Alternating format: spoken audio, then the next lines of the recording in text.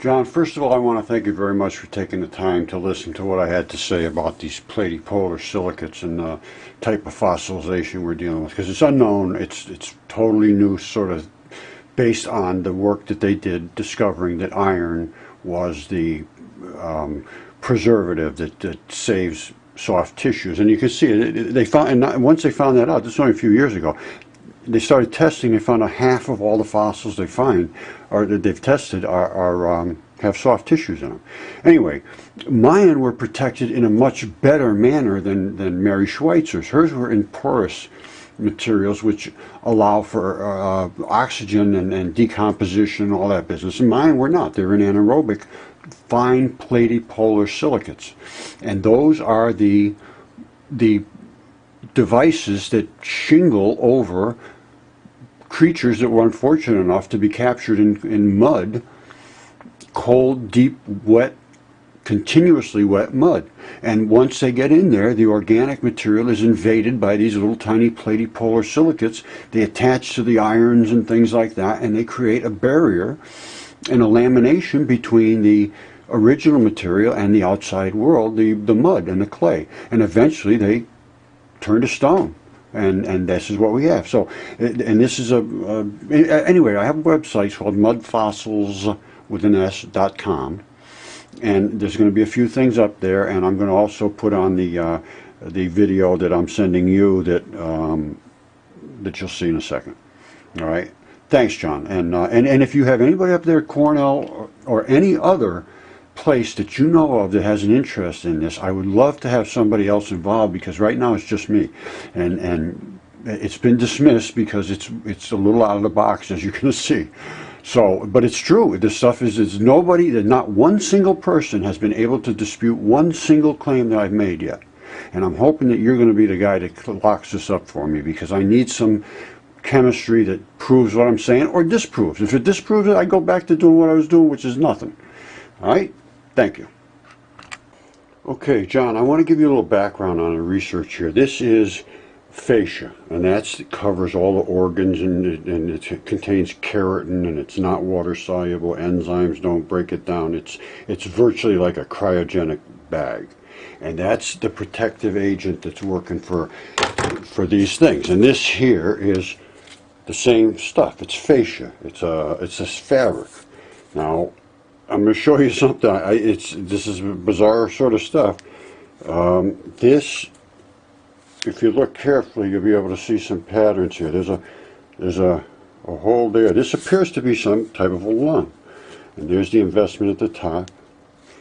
And this red investment at the bottom is a little flap. And look at this pattern here. Alright, it's completely coated with this fabric. Now, here's another chunk of one, and I believe these are the literal lobes of the lung. They turn it to what they call cones, and each one of these is a cone. And you can see them all separated, and they can break open, and there's all the organic material, which would be protected by the blood inside the lung. Here's another fabric of one that I believe is a little richer in density of organic density.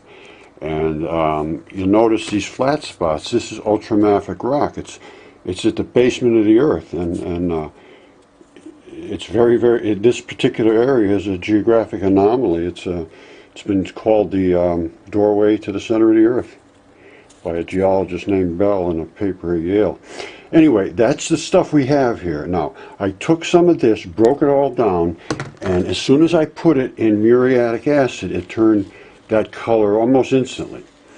Now, the crystals that are at the bottom are very interesting. There's either pyrites, pyrites, or there's gold, or there's all kinds of crystals, and I have that, and I'm going to show you on a scope, and I'm going to send you some of that. And I'll send you some of this in a little bottle as well. Alright, John, there's another one in here that I'm really interested in. This is that same fascia, and you can see that it's coating the surface all the way around here, and I think that's the fascia. Now, this is the area that I'm interested in. I want to know what this consists of, that little porous black area there. I believe that is consists of a lot of, it's a collagen material, SLRPs, small leucine rich proteins. And this is what I'm interested in on this one. All right, now, by the way, this is another, what we believe is a lung. And you see all these red spots? They bled just like blood came out of there when it came out of the ground. This stuff is extremely impacted in particulates. I'm going to show you what actually exuded from those red spots. Now, I also have some chicken tissue fossilized that I did 2 months in electropossilization. I'm going to show you some. I'll send that in. And here's what I think may be that little scab down there, may be a piece of blood. That's all I can tell you. And this, I also believe there is blood in this, and there's a chunk of material that I'm going to put in this that I'm going to show you on the microscope now anyway. Okay, remember I showed you this rock right here has all the little red spots? Well, this is literally what came out of there. And I lost it all. I don't know what ever happened to it all, but I do have only one little piece that I could find, and it's in this plastic bag. There's a tiniest little one in the bottom. So I'm going to throw that in too.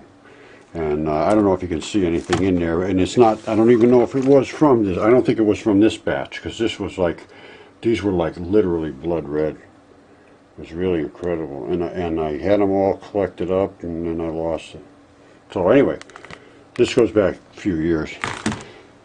So do what you can, John. I appreciate the interest, and help me solve this mystery. It's got to be solved one way or the other. You're going to get a guy that can do it. So there's organics there or there isn't. And if there's organics there, I think the case is solved. All right. Thanks, John. Okay, I'm making no claims that this is human, but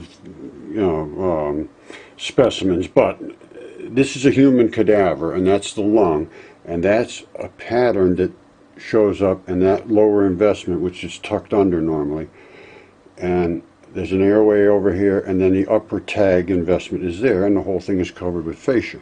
Now, that is what we find in this specimen here. It's the same architecture. That lower investment flap, the little flap at the top, that little red hole there. On the side, there is, in the right plane of light, you can catch the pattern over here, but you have to see it in the right light. But anyway, it's all coated with the fabric. So that's, like I say, I'm not saying it's human. I have no clue. This is what I want to find out. All right, John, these are the crystals that came out of that muriatic acid and a piece of that lobe crunched up in there, and they're very interesting. It looks like there's periodite, and there's all kinds of things, and it looks like there might be either pyrite or gold crystals in there too.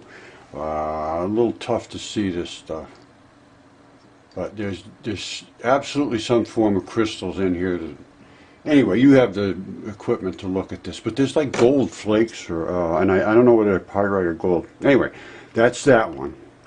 Now this is some of that same material that is in water and then let to dry out, and this is in that other solution, and I will include this with it. There's a bunch of this stuff, and I don't know if there's certainly some structures in here that we've identified, but I don't know what they are, to be perfectly honest with you. It's something you can take a look at.